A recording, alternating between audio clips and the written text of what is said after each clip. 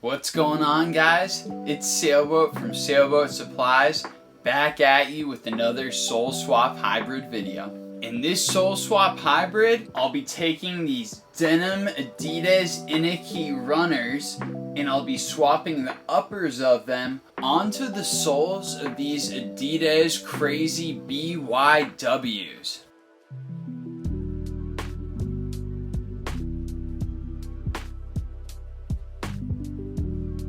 This Sole Swap Hybrid project is for the homie, the Sneaker Savant, over on Instagram. I'm gonna have to start by separating the uppers from the soles on both pairs of these kicks. I started my separation process by applying small hits of acetone, utilizing a squirt tool, to the seams of the sneakers where the uppers met the soles. I followed up the acetone utilizing heat from a steam gun to further break down the bond from the factory glue. After doing this, I broke out a bone folder, which helped me to further peel away the uppers from the soles, and after everything was said and done, I was able to successfully separate the Iniki uppers.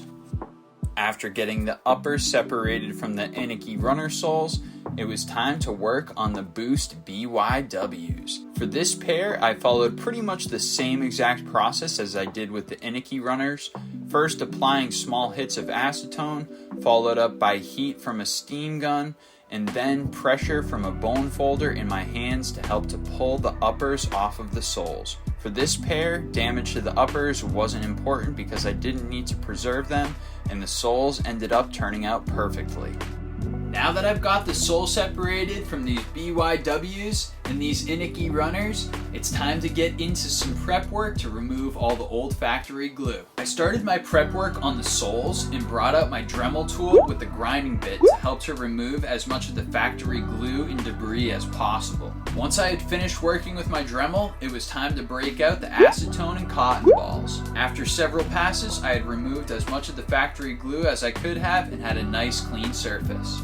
I then moved on to the uppers. I broke out the acetone and cotton balls again. I tried to use as minimal acetone as possible so then that way I wouldn't damage any surfaces of the uppers, and by the time I was done with them, I had nice clean surfaces to work on for my reglue. Now that I have the soles and the uppers prepped for this Sole Swap Hybrid, it's time to get down to the bonding. This was a very challenging part of the project because the uppers didn't line up with the soles 100%, so I had to work my magic to create the best alignment possible between the two. I started up by aligning the soles how I wanted them to be on the uppers, and then tracing out where the soles would fall onto the uppers with a heat erasable pen. This would ensure that I knew exactly where I needed to apply my glue to make sure that I had nice clean lines after the bonding process was over. After getting everything lined up, it was time to apply my glue. For this, I utilized Barge Super Stick cement.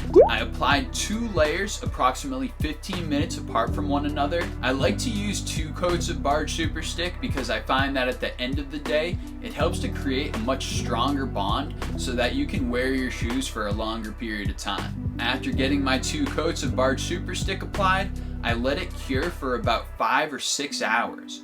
After 5 or 6 hours, it was time to get my 2 surfaces bonded together. For this, I utilize a heat gun to heat up the Barge Super Stick and reactivate it. I started working at the heel first because that's where I thought that I could get the best alignment to make sure that everything fell into place appropriately. After getting the heel nice and secure, it was time to bond the toe. I did the heel and toe first because I found that that helped to align the medial and the lateral sides exactly where I had marked off with my heat pen so that I would get the best alignment possible and nice, clean, and crisp glue lines. After getting everything bonded together, these kicks are nearly finished.